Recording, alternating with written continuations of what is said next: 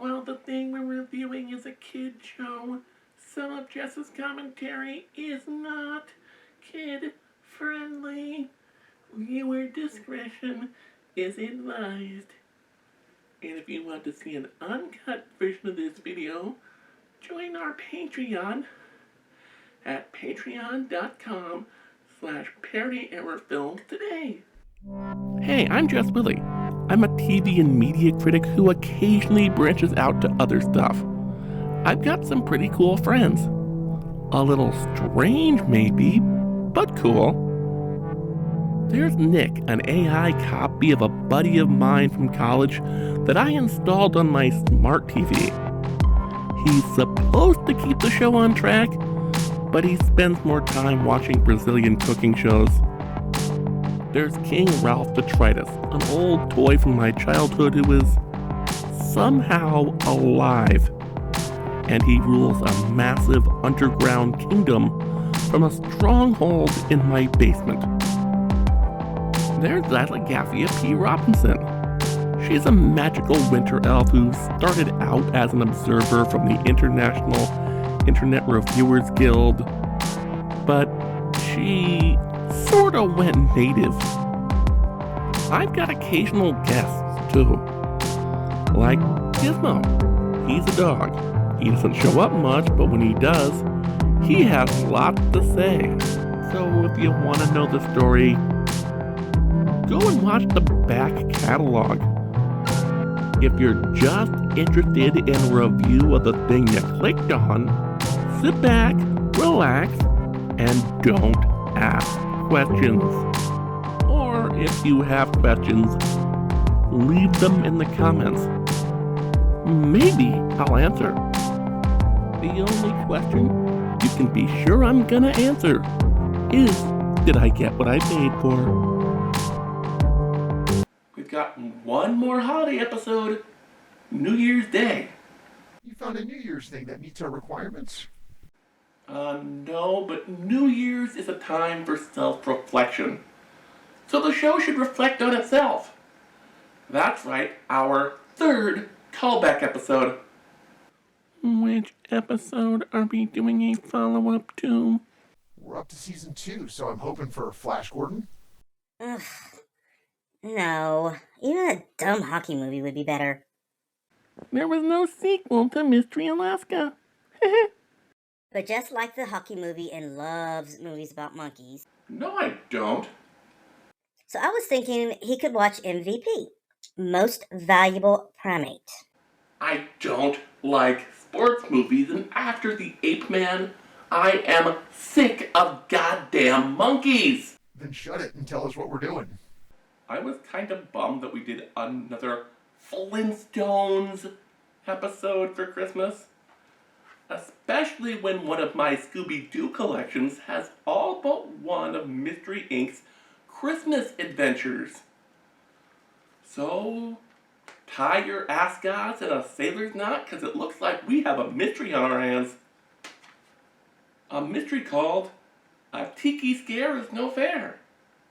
You know, I'd always hoped we'd return to the Scooby-Doo franchise someday. Why? It's not like the ghosts are ever real. Well, apart from those team-ups with the funky Phantom or Blue Falcon, some episodes of the new Scooby and Scrappy show, 13 Ghosts of Scooby-Doo. Ahem. Hey, I'm not done yet.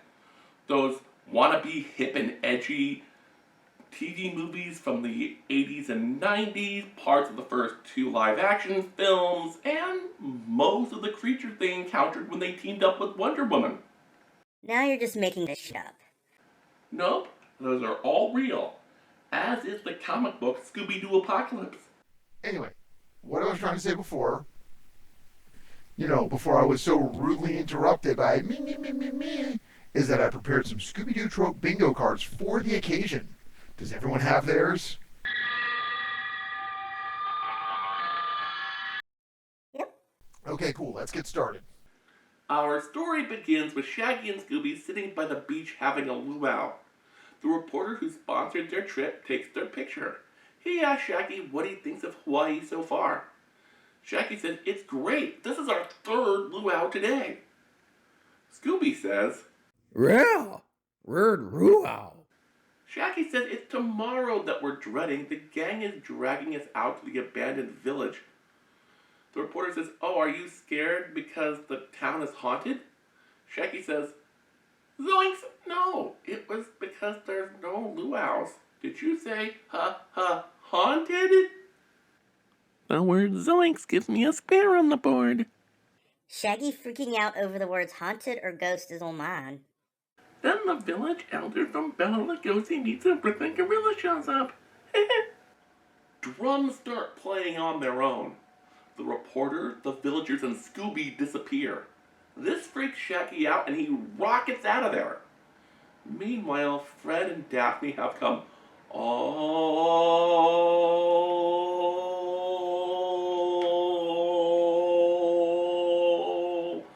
the way across the country to Hawaii to hang out in a diner dancing to music on a jukebox. Velma is doing her socially awkward wallflower shtick. Daphne says, "Jeepers, Velma, why aren't you dancing?" She says, "You think I don't want to? But somebody had to stick around for another slice of ham and pineapple pizza." Daphne says, "If it makes you feel any better, he's probably too stuffed to move." At which point Shaggy bursts in so fast that it knocks the door off the hinges and he surfs it across the room. Shaggy doing a physically impossible feat. That's a square for me. He explains what just happened, and Fred says, Lay off the blue gummies. "No. It looks like we have another mystery on our hands." So they head to the mystery machine. Do you know how much it would cost to bring it with them from the mainland? They could have bought 2 Volkswagen T2s for the price of the ferry ride. It doesn't matter. Well, it does because I get a bingo square. But anyway, they go to where Shaggy was, and it is exactly how he described. Velma says, "Let's ask the old man for help." The others say, "What old man?" She turns around, and he's gone. In his place is this drum, moving on its own, that attacks them. They hide behind the van, but once it catches them, it's not a ghost, it's Scooby-Dooby-Doo! Fred says, "Let's go look for Mr. Sim." Shaggy says, "Do we have to?" Velma says, "Mr. Sim was paying for all our expenses. Do you want to get stuck with the bill for all those luau's?" Shaggy says, "Zoinks! Good point."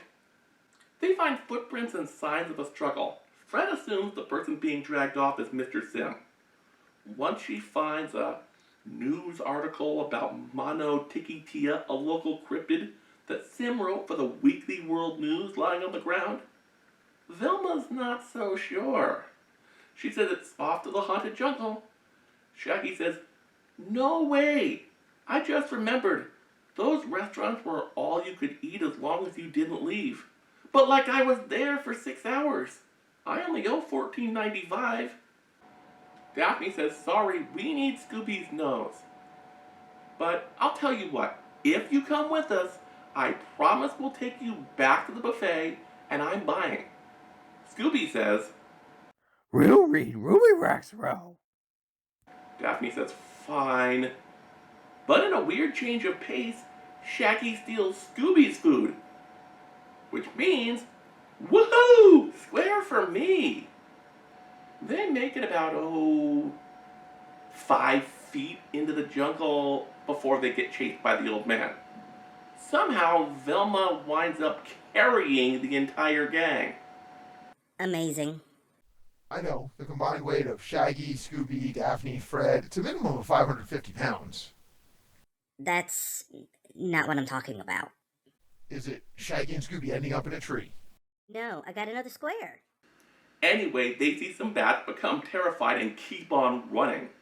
Fred, Daphne, and Velma try to keep up with them, and notice that Shaggy and Scooby ran into the haunted forest. Velma says this place is too creepy to be real. And Films is right. It looks like the set of Cannibal Holocaust to me. This giant statue of Mono Tiki Tia starts chasing them. The witch doctor chants, ooh, ee, ooh, ah, ah, ting, tang, walla, walla, bing, bang, in front of them. They get cornered by this old house, which somehow triggers a false wall. The gang becomes separated. Velma, Daphne, and Fred are inside, safe and sound, with all these artifacts. Shaggy and Scooby are outside with the monster and the witch doctor. Correction, Shaggy and Scooby are outside with the monster, the witch doctor, and an angry mother boar. Since they run away, that's a distinction without a difference. Before you get back to work, false wall. Another square for me. And Shaggy and Scooby getting separated is another for me. Fred realizes they're nearing the second act, so he pulls a torch off the wall. This causes Velma to fall down a trap door. Now the gang is split up into 3 groups. Down in the pit, Velma finds Mr. Sim's hat. She hears the witch doctor coming and dives into some straw. Unfortunately, she didn't take her Claritin that day, and she sneezes. Since the witch doctor has ears, she has no choice but to run towards the catacombs. Shaggy and Scooby are just hanging out by the statue, waiting for the others to come back, like they always do. Then the statue wakes up and starts chasing them. A hand grabs them and drags them behind the wall. Normally, Shaggy would become even more terrified, but he sees it's only Velma. Shaggy says, "Thank Joe Barbera, it's you. I owe you one." Velma says, "So you won't desert me for pizza next time I want to dance?" Shaggy says, "Of course not." Velma says, "Good, because we have a lot more than sewn face to worry about." Scooby says, Rick Doctor. Velma replies, "Yeah, Scooby, the witch doctor." Scooby says, Rick Doctor. Right. and they are so out of there. They hide up in a tree. Shaggy and Velma are in loincloths. Shaggy says, "No mystery-solving teens up here. We're Tarzan, Jane, and Cheetah the Chimp." In spite of being on the wrong goddamn continent, the witch doctor is fooled and walks away. Velma says that should not have worked, which jinxes it. The moment she says it, the branch snaps. Well, let me tell ya, the look on Velma's face when she lands on top of Shaggy should put those rumors that she's a lesbian to bed. Meanwhile, Fred and Daphne are in a cabin. They come across this table with a stuffed coconut filled with diamonds and pearls. Daphne says, "Jeepers, that's strange." Fred says, "I think we should take a moment to take a breather and figure out what this means before we go find the others." Nick gets another square. Fred and Daphne finding a clue is one of mine. Then comes the interesting part. I've seen this episode dozens of times and I never noticed something before. We get a slow cut from this back to Shaggy and Velma. The use and purpose of slow cuts in cinema is rather intriguing. The only thing worse than obscure references that no one is going to get is a boring lecture on film techniques that use terms like verisimilitude and in medias res. Ahem. Not only do different shots convey different meanings, so do different transitions. A standard jump cut like the one I just used in that little banter between Ralph and I tells the audience that the events occur either immediately following or simultaneously with the actions of the previous shot. A slow cut tells the audience that a not so insignificant amount of time has passed between the 2 shots. Look, I know it'll make that bit make absolutely no sense, but I'm going to show you what I mean with a little bit of editing magic. I'm going to play that scene again, only with a slow cut instead of a standard jump cut. The use and purpose of slow cuts in cinema is rather intriguing. The only thing worse than obscure references that no one is going to get is a boring lecture on film techniques that use terms like verisimilitude and in medias res. Ahem. See what I mean? What really intrigues me is that this cut is rarely used in TV animation prior to the 90s Disney and Warner Renaissance. But here it is in a Scooby-Doo episode from 1970. What's even weirder is what greets us when the transition ends. Velma and Shaggy are in a grove. They're back in normal clothes and putting their shoes back on. Scooby is looking away from them in a position found in guard dogs who are on lookout duty. To make things even weirder, this is their conversation. Shaggy says, "My feet are killing me."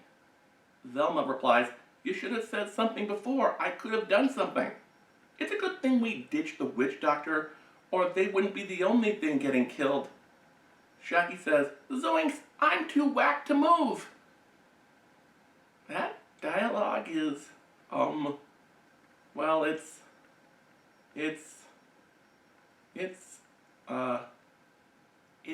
something. Tell me I'm wrong. Tell me I'm crazy. I see that transition, that mise-en-scene, and hear that dialogue, and I want to know how much time has passed and what just happened. As it stands right now, I think,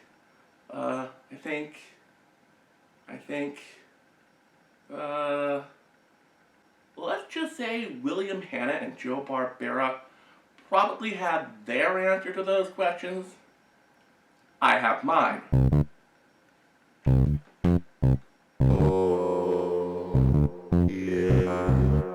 And the time discrepancy between the two is about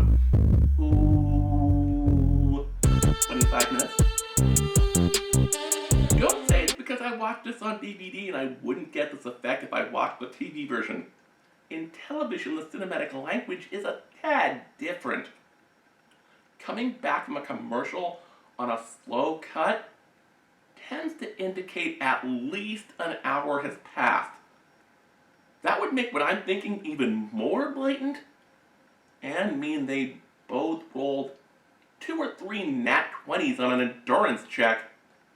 You did this whole rant because you have weight. Did those two characters just fuck on your bingo board, didn't you? Well, no, but back when I was writing fanfic, never mind. Back to the story. Scooby says, Look, I found an airplane. Shaggy says it must have crashed here in World War II. Velma says, nope. Shaggy and Scooby find an important clue and don't quite understand it. Another square for me. Shaggy says, but what about the vines? She says, plastic, like the ones in my fishbowl back home. He says, what about the skeleton? She says, it has made in Taiwan stamped on the femur. Shaggy asks, but why is it laughing? Velma sighs, you triggered a mechanism when you got your foot caught in tripwire. Then it starts laughing on its own, so they run. Right into Fred and Daphne. The gang reunites. Another one for me. They decide to stick together even though it means following the scary trail into the lake. They go diving, and of course they find an underwater cave. As they can probably guess, it leads right to the heart of the village. They're greeted by the witch doctor and the living statue. And this finally becomes a typical episode of Scooby-Doo. You get the HB chase scenes with insane sight gags and traps that don't work. Fred ruins it by going back to the mystery machine for supplies for his guaranteed to work trap, complete with live bait. And by guaranteed to work, I mean Shaggy and Scooby fuck it up, but that's sort of built into the plan. while it doesn't work as intended, it still catches the baddies, who turn out to be... Is it one of the three background villagers from the beginning? someone we've never seen before. If I'm even partially right, I get a square. I gotta guess Mr. Sim for the same reason. Ralph and Silo, you're both right. Mr. Sim was the witch doctor, and his unseen assistant operated the statue on roller skates. They found diamonds and pearls in the ocean. They stuffed them into coconuts and smuggled them out on the plane. Ooh, please let me say it this time. Okay, just this once. And they would have gotten away with it if it weren't for them meddling kids and their talking dog. Ooh, another square for me. Shaggy says, wait, I saw Mr. Sim and the witch doctor together. Velma says, that was his assistant in the costume. Daphne asks, but what about the old man? He steps out on cue, rips off his Mission Impossible mask and says, Hawaii State Police Undercover Division. Thanks for your help, kids. Since Mr. Sim can't pay for your last day of vacation, I'll do it. So they have a beach party. But Scooby's still pissed that Shaggy stole his Scooby snacks, so he takes the last bit of poi. Then he shouts, Scooby-Dooby-Doo! and that's it. That's the episode. Scooby-Dooby-Doo! The premise of this episode has one little flaw. Yes, back in the days when magazines had real budgets, travel reporters who were over the age of 30 would often hire research assistants to come with them to check out the nightlife for the younger crowd. We have evidence that Sim really was a journalist. It wasn't just a cover. The problem is a reporter would vet potential employees. He knew his side hustle. So, of all the teenagers he could have sponsored, why would he hire 4 college students with a reputation for busting up those kind of crimes on a weekly basis for the past 2 years? It would be like if Jeffrey Epstein invited Olivia Benson to one of his island parties. And there's something else I made light of. Scooby-Doo fans who are older than, 15 or so, tend to fall in one of two camps. Half of them assume, in spite of all evidence of the contrary, that Velma is straight. The other half assume, in spite of all evidence of the contrary, that she's a lesbian. Look, I tried to watch Velma during that week when Max had the pilot up for free on their YouTube channel, but it was god-awful. The only thing I think the show got right, even if it wasn't well handled, was Velma's sexuality, which just goes to show, even a stopped clock on military time is right once a day. Velma is one of many Scooby series, along with Shaggy and Scooby-Doo Get a Clue, Mystery Incorporated, and the Scooby-Doo Apocalypse comics that are explicitly off in their own little worlds. But in the Scooby series that are part of the so-called canon, Velma has either pursued or reciprocated the affections of quite a number of guys. She's also had an awkward moment or two with Daphne that went nowhere. She flirted with Dusk from the Hex Girls. She even dated the villainous Coco Diablo in Trick or Treat Scooby-Doo. That's cool, and I'm all for it. But at the same time, before both characters underwent a flanderization process in the 80s, Velma and Shaggy were cute together. Their original voice actors, Nicole Jaffe and Casey Kasem, had real chemistry. Classic Velma was smarter than an average teenage girl, not a super genius. Classic Shaggy was a goofball who said stupid things to make people laugh in stressful situations, and a bit of a coward, but not an idiot. I think two real hormonal teenagers who were that close And in those types of situations that often, well, things are bound to happen. I'm all for that too. How did you guys do in bingo? 5 square diagonal win through the free space. 5 square vertical win through the free space. Horizontal win through the free space. Damn, now I have to come up with actual prizes? How could I lose? I gave just a board that couldn't possibly win. We noticed and fixed, we noticed and fixed, we noticed and fixed. So I would have gotten away with it if it weren't for you meddling sidekicks. And talking dog, and talking dog, and talking dog. Fine. Pending my approval, each of you gets to pick something we watch later in the season. Maybe we'll find out what those are next time. Kissy kissy moo, kissy kissy moo, kissy kissy moo.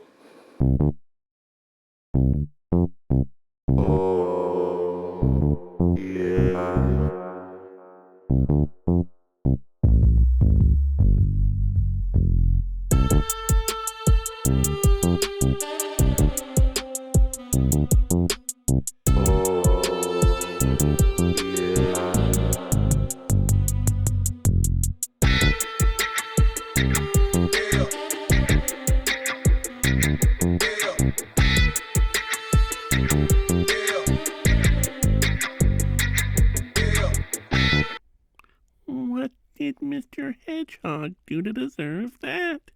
No like and subscribe, no like and subscribe, no like and subscribe. Well, in that case, he should go to patreon.com/parodyerrorfilms and become a patron today. Oh, yeah.